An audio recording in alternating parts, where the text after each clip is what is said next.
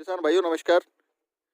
किसान भाइयों, इस छोटे से वीडियो में आज आपको मैं बताऊंगा कि किस तरह से आवारा पशुओं से अपनी फसलों की सुरक्षा के लिए सरकार राष्ट्रीय खाद्य सुरक्षा मिशन तिलहन यानी कि एनएफएसएम योजना के तहत कैसे आपको अनुदान देती है।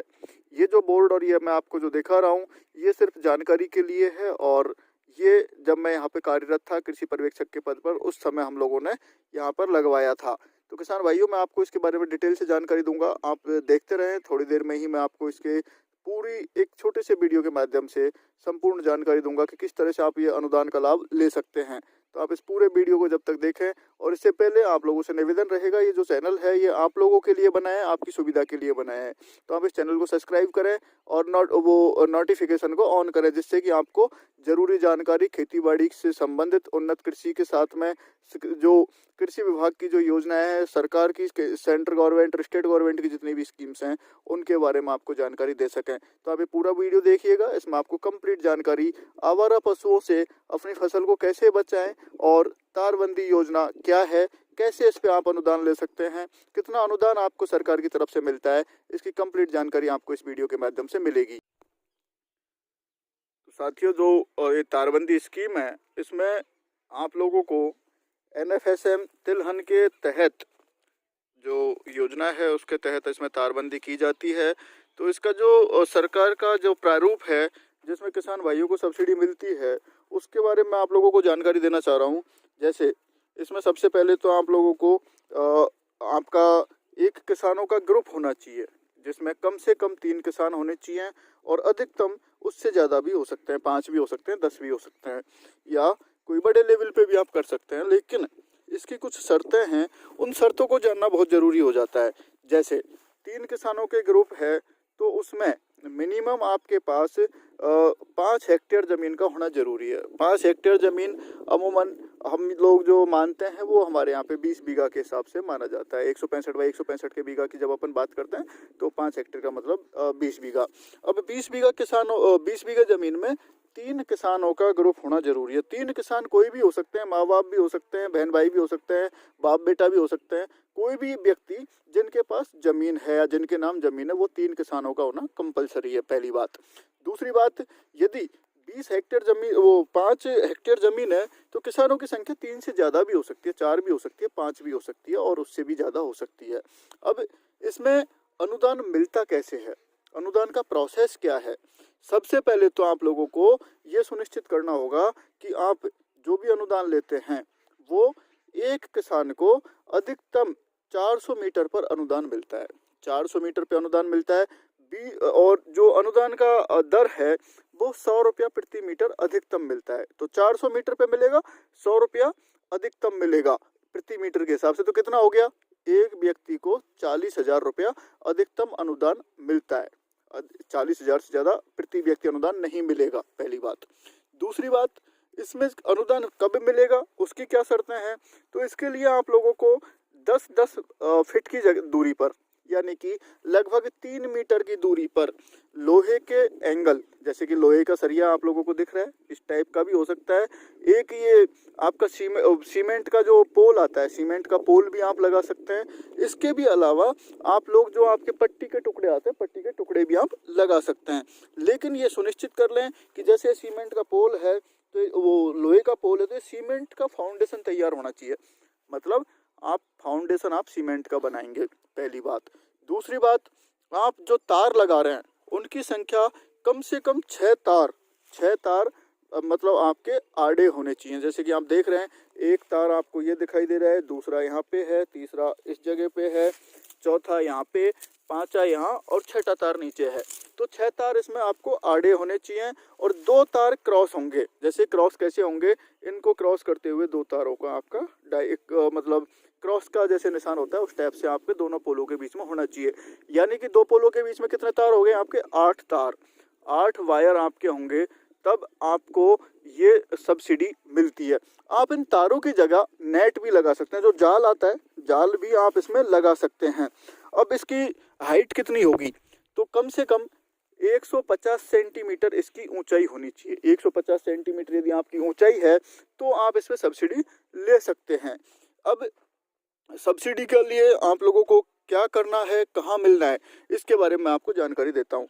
सबसे पहले तो आप लोगों को जो कृषि विभाग है, कृषि विभाग में आपके कृषि पर्यवेक्षक, आपके सहायक कृषि अधिकारी, सहायक निदेशक कृषि और उप निदेशक कृषि कार्यालय में आपको संपर्क करके इसकी जानकारी आप ले सकते हैं।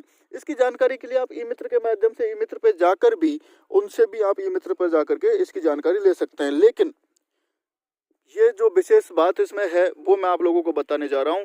इसमें क्या होता है, इसमें आप लोगों को जो ये टारगेट होते हैं या जो भी लक्ष्य दिए जाते हैं सरकार की तरफ से, वो पहले आओ पहले पाओ के आधार पे होते हैं। यानी कि जो पहले फाइल लगाएगा उसको सरकार की तरफ से पहले अनुदान दिया जाएगा। अब हमारे सरकार के जो लक्ष्य हैं, सरकार के लक्ष्य भी सीमित होते हैं। ऐसा नहीं है कि सभी मतलब बहुत ज़्यादा लक्ष्य होते हों, सीमित लक्ष्य होते हैं। इसलिए आप ये तार लगाने से पहले ही सबसे पहले आपको कृषि विभाग में जाना पड़ेगा। कृषि विभाग में जा कर के उनसे जानकारी लेकर के उसके बाद में आप लोग एक फाइल तैयार करवाओगे। फाइल कैसे तैयार होगी? फाइल में आपको सबसे पहले आपकी ज़मीन की जमाबंदी, आपका नक्शा, जितने भी 20 बीघा का पूरा नक्शा आपका लगेगा, उसके बाद आपका सिंचाई प्रमाण पत्र, उसके बाद में आपका कोटेशन भी आपका लगेगा। कोटेशन के बाद में आपका आधार कार्ड, आपका जन आधार कार्ड या भामाशाह कार्ड जो भी आपके पास है वो, बैंक की पासबुक और एक जो आपका फॉर्म आएगा, जो पूरे ग्रुप का फॉर्म होगा, वो पूरा फॉर्म इसमें लगेगा। इस फॉर्म को लगाने के बाद में ये फाइल जाएगी, ऑनलाइन होगी। ऑनलाइन और ई मित्र के माध्यम से ऑनलाइन आपको करवानी है। ऑनलाइन होने के बाद में ये फाइल सहायक निदेशक कृषि कार्यालय जाएगी। सहायक निदेशक कृषि कार्यालय से ये वापस कृषि विभाग में कृषि पर्यवेक्षक के पास आएगी। कृषि पर्यवेक्षक महोदय के माध्यम से सहायक कृषि अधिकारी और जो टीम होती है उसके माध्यम से आपके वहाँ पे प्री वेरिफिकेशन किया जाता है। प्री वेरिफिकेशन होने के बाद में जब आपकी प्रशासनिक स्वीकृति जारी होगी, आप पूरा जो बता रहा हूँ बिल्कुल ध्यान से सुनिएगा। प्रशासनिक स्वीकृति जारी होगी। प्रशासनिक स्वीकृति जारी होने के बाद पुनः ये फाइल आपको सूचना दे दी जाएगी कि आप इस पे सब्सिडी के लिए आप लोगों की फाइल को प्रशासनिक स्वीकृति जारी हो चुकी है, अब आप इसमें तारबंदी योजना का लाभ ले सकते हैं। उसके बाद ही आप इस योजना का लाभ लें और उसके जो कागज़ मैं आपको बता चुका हूँ, ये सारा सिस्टम आप लोगों को मैं लगभग जानकारी दे चुका हूँ। उसके बाद आपको जब ये सब्सिडी आपने ली तो आप इसको पोस्ट वेरिफिकेशन के लिए जब हो जाएगा, पोस्ट वेरिफिकेशन के बाद में फाइल आपकी डिपार्टमेंट में सबमिट हो जाएगी। डिपार्टमेंट में सबमिट होने के बाद 100 रुपया प्रति मीटर के हिसाब से किसान को अनुदान दिया जाता है और एक किसान को अधिकतम 40,000 रुपये का अनुदान मिलता है। और इसमें अनुदान का जो हम गणना करते हैं वो ऐसे करते हैं, जैसे कि जिस किसान के मेड़ पर ये पोल लगे हुए हैं उस किसान की उसी को ही सब्सिडी मिलेगी। जैसे कि ये 20 बीघा का आपका चारों तरफ है, 20 बीघा में आपने जगह जगह पे ये पोल लगाए हैं, तो जिस किसान के खेत की मेड़ पर ये पोल लगे हुए हैं सब्सिडी का हकदार वही किसान होगा। अब इस 20 बीघा के चारों तरफ के घेरे में जैसे मान लो ये जो खेत आ रहे हैं, बीच में जो खेत आ रहे हैं जिन पे पोल नहीं लगे, उन किसानों को सब्सिडी नहीं मिलती। इसलिए आप लोग ये सुनिश्चित कर लें कि जो 20 बीघा के मेड़ पर जिसकी मेड़ पे पोल लगा हुआ है उसकी ही गणना होगी। जैसे मान लिया जाए एक किसान के खेत पर 200 मीटर ही उसकी ज़मीन आ रही है, यानी कि 200 मीटर पे ही पोल लगे हुए हैं, तो 200 मीटर की सब्सिडी के हिसाब से गणना होगी। यदि 300 मीटर है, 300 मीटर की सब्सिडी उसको मिलेगी। 400 मीटर है तो 400 मीटर की सब्सिडी मिलेगी। यदि 450 मीटर है, 500 मीटर है, तब भी अधिकतम उसको 400 मीटर के हिसाब से ही अनुदान दिया जाता है। इसलिए आप लोग ये सुनिश्चित कर लें पहले ही कि आपके कितना हिस्सा उसमें आ रहा है और कितने पे आपको सब्सिडी मिलेगी। अब आप इसके लिए सबसे पहले क्या करेंगे, जो इसकी सबसे अहम और महत्वपूर्ण कड़ी है वो है कृषि विभाग। आप कृषि विभाग से संपर्क करिएगा, कृषि विभाग के अधिकारियों से आप मिलिएगा, कृषि विभाग के अधिकारियों से आप जानिएगा कि कैसे तारबंदी पर अनुदान मिलता है, क्या हमारे ज़िले में लक्ष्य आवंटित हैं, यदि हैं तो क्या पूरे हो गए या बचे हुए हैं। क्योंकि इतने लक्ष्य आते हैं, इतने ही इसकी डिमांड होती है कि लोग तुरंत इस पर फाइल अप्लाई कर देते हैं और लक्ष्यों का आवंटन हो चुका होता है। इसलिए आप लोग पहले ये सब सुनिश्चित करने के बाद ही आगे बढ़ें।